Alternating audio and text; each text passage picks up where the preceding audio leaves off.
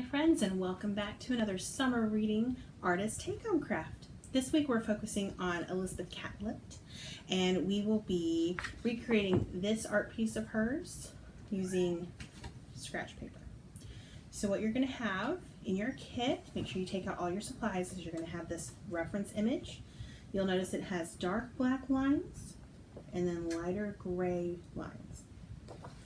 You should also have a scratch piece of paper. You have one side that's black, one side that's white. We're going to be using the black side because this is where the scratch material is. And then you're going to need to find a pencil.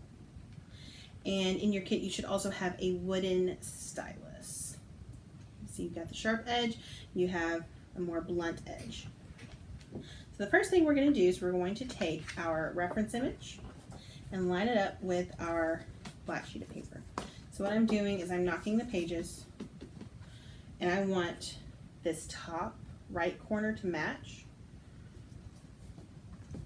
So you're going to have some excess. So if you look at this bottom part, you're going to have a little bit left over. I'm going to fold it under just to show you. So see, you have about that much extra. So I'm going to just make sure that it is all the way to the top and the sides are all matched. Once you have it like that, you can tape it down to your work surface, or you can just hold on to it really tight so it doesn't move around. The next thing you're going to do is you're going to take your pencil and you're going to outline by tracing the black lines, not the gray ones, just the black ones. So I'm just going to start here at the top and trace all of them. And what we're doing is we're trying to make an imprint of these black lines onto the scratch paper because we're going to scratch around them. We're going to scratch all of the gray lines. But it's going to be a lot easier if we have these black lines for reference so we can see the shape of what we are doing. So this piece by Elizabeth Catlett, she actually made it by doing what's called woodblock printing. And what you have to do for that is you have to kind of work backwards. So we're not doing that exactly, but we are using some of the same elements. We are going to work backwards. So the way scratch paper works, as you saw on the back, it has white, on the front it has black. So the black is actually this painted coat on top that you scratch through to show the white at the bottom. You might have done this before at home or at school and it had colorful scratches. It's the same thing, just instead of white paper they had colorful paper underneath it. You can even make your own scratch paper. I believe you mix black acrylic or tempera paint with some Dawn dish soap and you spread it over a surface that you've colored with crayon, and you should be able to scratch it off because you need that waxy surface so you don't mess up the paper beneath. So I'm just taking my time outlining all of these black lines. And if you're watching this video and I finish before you do, don't worry. Or if you finish before I do, don't worry. You can either pause the video and get caught up, or you can fast forward. That's the great thing about these video tutorials, is they can go at your pace. I'm just kind of working carefully but quickly, getting all of these main shapes on my paper.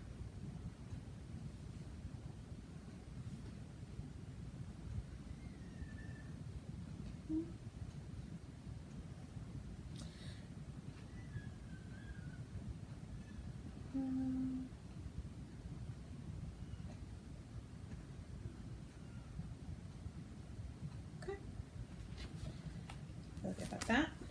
I'll lift off this white piece of paper. You see it's still black. That's exactly what we want. But if you look closely at your paper, you'll see some faint lines, and it's going to be the outline of this. It's going to be those black lines. Okay.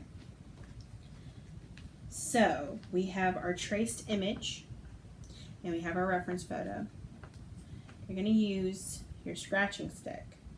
And as I said before, you are going to recreate these scratch lines that are in gray. You do not scratch the outline. So what's in black, you don't scratch. But you do scratch the gray parts. So how I would go about this is I would go looking at my image here and then my image here and line them up. So like this top part right here, the top of the hat, it is all scratched out. So I'm going to take my scratcher and I'm just going to scratch out that white part at the top.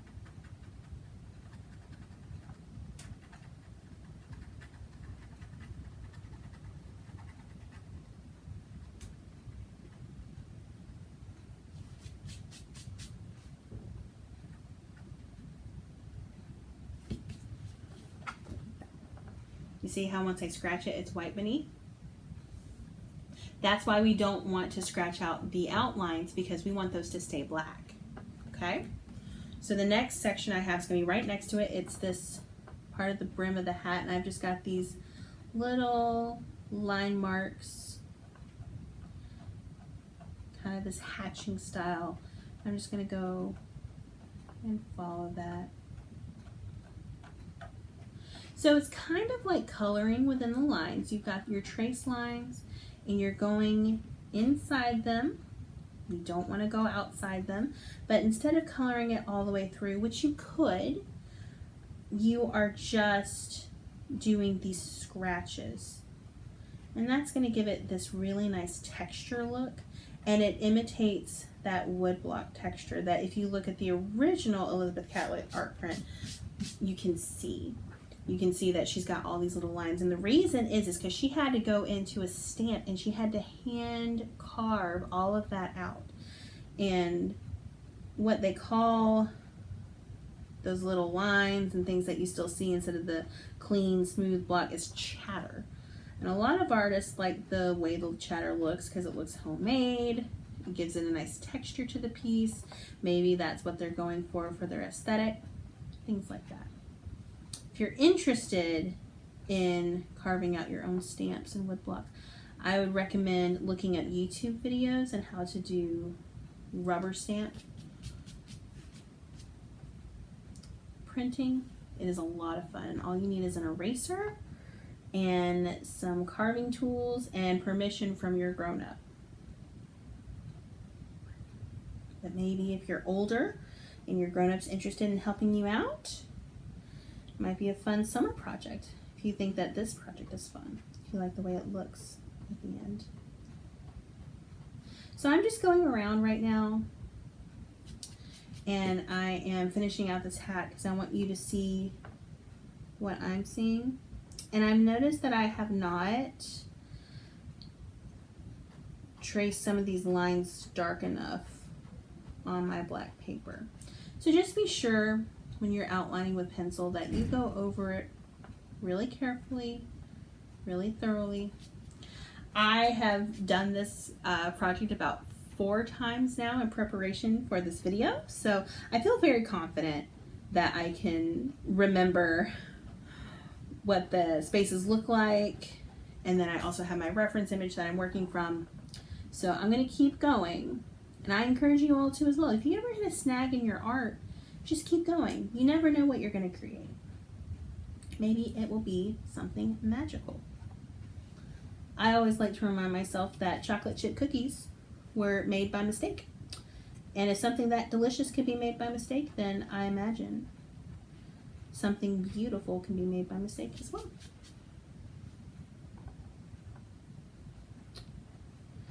Okay, so I've just about got this hat done. Got one more little section that I haven't gotten yet, and then I'll show you. Okay. So this is my hat, and you can see how even though I don't have any outlines, you can find where those different layers are, because I haven't scratched them out yet. I've just scratched within those traced lines, and you even see the outline of the profile of our subject.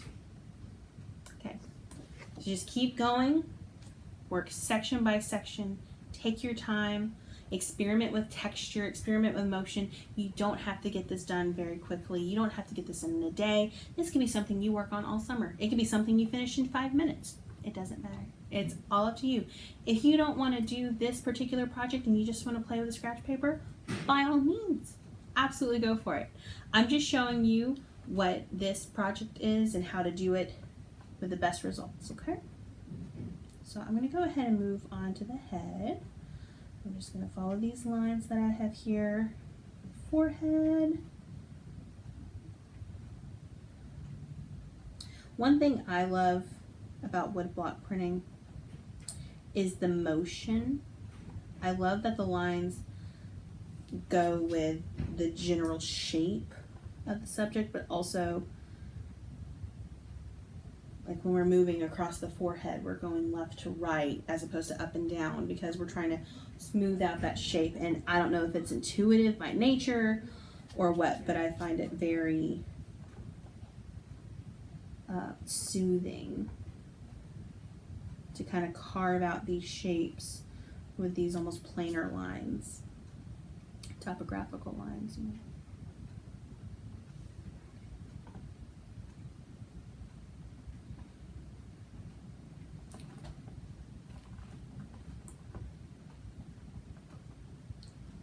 Experiment with how hard you scratch.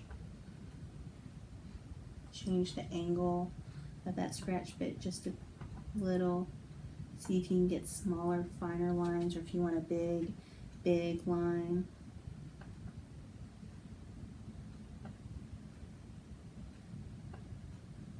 There's some finer details in this that get harder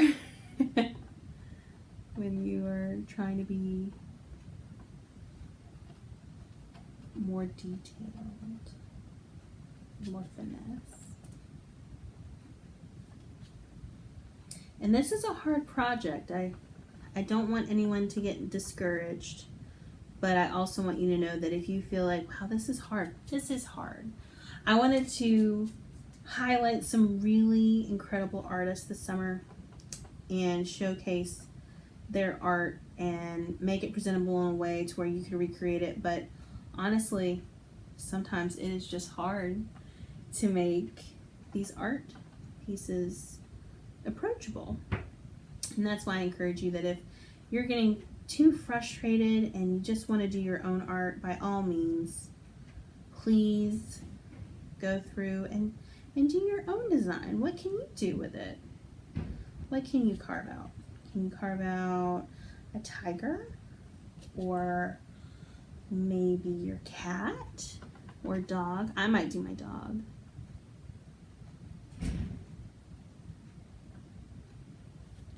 But even though art is hard,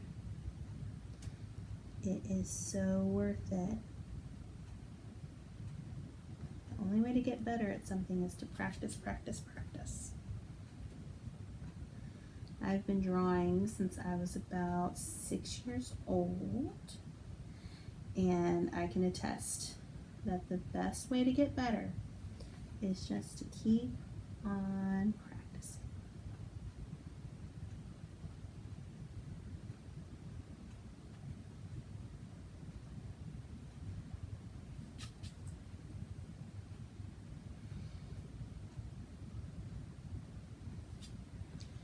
So I want to show you what I've got so far, and then I'm going to jump ahead in the video and show you the final result.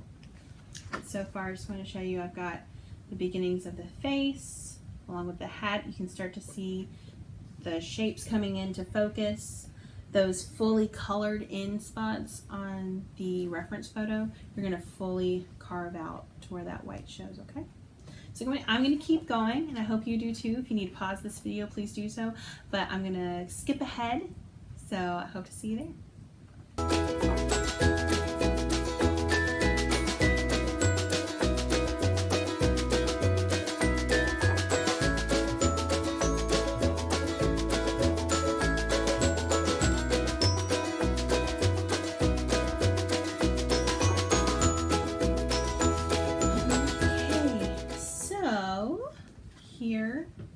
is that final piece.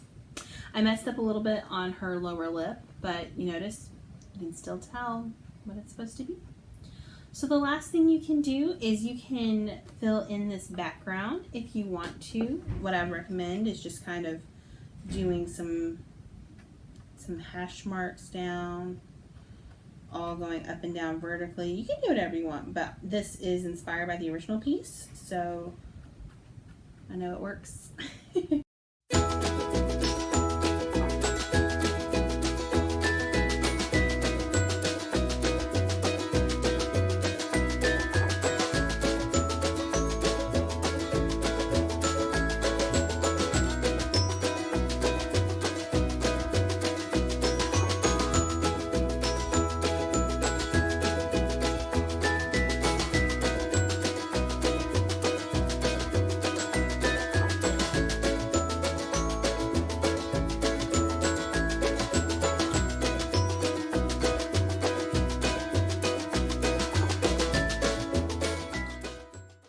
Okay, so as you can see, this is the background now. And if you look at that original reference image that's on your directions, you'll notice, oh, that looks kind of like that.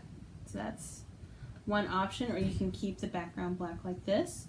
Just whichever you prefer. Do you prefer it like that? Do you prefer it like that? Whichever you prefer. But that is our Elizabeth Catlett project for this week, and I hope to see you all next week. Take care.